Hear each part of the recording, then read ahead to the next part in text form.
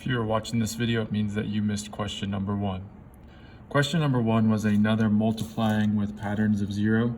So I'm going to initially ignore the zeros and only underline my digits out front. So I have a 4, a 3, and then a 6. So I'm going to do 4 times 3, and I know 4 times 3 is 12. 12 times 6 more is 72. At this point, I need to count the number of zeros that I have in each of the numbers. I know I have 1, 2, and 600. This gives me a total of 3, and then a total of 4. So after the 72, I need to follow it with 4 zeros. So 40 times 30 times 600 is 720,000. And again, you just multiply your numbers out front, ignoring the zeros, and then place them back on the end. 80 times 300, again, we are going to look at 8 times 3. We know 8 times 3 is 24, and then I need to add my 3 zeros back on the end, since there's 2 and 300 and 1 in 80. So 80 times 300 is 24,000. 90 times 20 times 30, we know 9 times 2 is 18, okay? Or you could do 2 times 3 is 6, and then 6 times 9 is then 54. You could also do 9 times 2 is 18, 18 times 3 is 54. And then I need to add in my zeros. I have 1, 2, 3 total zeros. So we know 90 times 20 times 30 is 54,000. If you're watching this question, it means that you missed question number 2. Question number 2 is a chart, and what we learned yesterday was a shortcut to make numbers 10 times greater and 1/10 the value. To make a number 10 times greater, I just need to move my decimal point 1 place value to the left.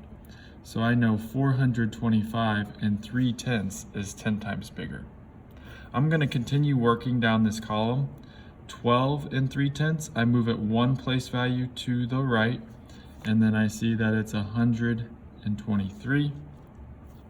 10 times bigger than 8 is 80. 10 times bigger than 517 and 9/10 is 5,179. And then lastly, it would be 333. So I know with any of these examples that, for example, if I have 42 and 53 hundredths, I just move my decimal point 1 place value to the right to make it 10 times bigger. So I start with my original number, move it 1 place value to the right, and that makes each of these 10 times bigger. For 1/10 the value, you just move it 1 place value to the left. So we know that for 42, we're going to move the decimal point in between the 4 and the 2 to get 4 and 253 thousandths, 1 and 23 hundredths, 8 tenths, and again in this one we have to remember my decimal point is right behind the 8 since it's in the ones place, 51 and 79 hundredths, and then 3 and 33 hundredths. So again, if I'm making a number 10 times greater, I move the decimal point 1 place value to the right. And if I'm making it 1/10 the value, or 10 times smaller, I move it 1 place value to the left. If you're watching this video, it means that you missed question number 3. Question number 3 says, what do rectangles and squares not have in common? And we know a rectangle is a quadrilateral that has 4 sides. All quadrilaterals have 4 sides. That has opposite sides that are equal and parallel, and 4 right angles. When I talk about a square, I know a square has all 4 sides that are equal. So I'll put 1 tick mark on each one of the sides, and 4 right angles, and also still has opposite sides that are parallel. So we're trying to find something that they do not have in common. So if we look at this, do both squares and rectangles have 4 right angles? Yes, they do, so we can eliminate that choice. Let's determine if they have opposite sides that are parallel. If I highlight both of these sides, we see that these sides are opposite of one another and they're never going to meet, just like parallel lines. And then if I highlight my other side in blue, we also see that those sides are not going to meet, so they are also parallel. Let's look at our square. Those sides are opposite, so they're not going to meet, so those are parallel. And then if I look at the other set of sides, those are also opposite sides and never going to meet. So they do have opposite sides that are parallel. Both a rectangle and square do have 4 sides. They're both considered quadrilaterals. So that leaves us with the last choice, that all sides are equal. Square has all sides that are equal, but a rectangle does not. So that is the one thing they do not have in common. Question number 4 is division facts. I always like to think of division facts as multiplication. So I think 9 times what equals 45. I know 9 times 5 equals 45. 7 times what equals 63. 7 times 9 is equal to 63.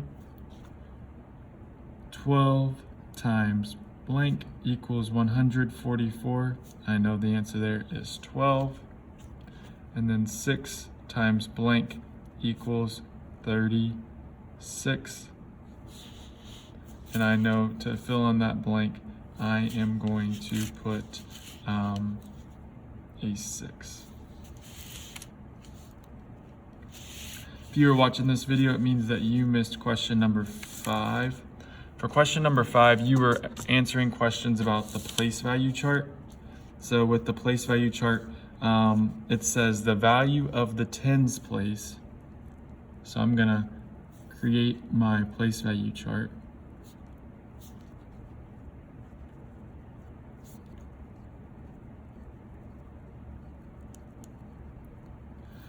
Values of the tens place is 100 times bigger than what place value?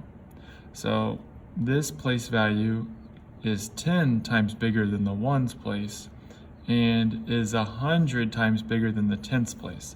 That's because the tens place is 2 place values behind the tens place. So you should have wrote tens place because the tens place is 2 place values behind the tens place, which means the tens place is 100 times bigger. The value of the blank place is 1/100th the value of the tens place. So now I'm trying to figure out what place value is 1/100th of the tens place. If I look at this, I know that I'm starting at the tens place and I want to figure out what place value is 1/100th. That means the place value I'm going to is going to be smaller than the tens place. I know that the hundreds place is 1/10th of the tens place and the thousands place is 1/100th. So in this, you should have wrote the word thousands because the thousands place is 1/100th the value, or 2 place values behind the tens place.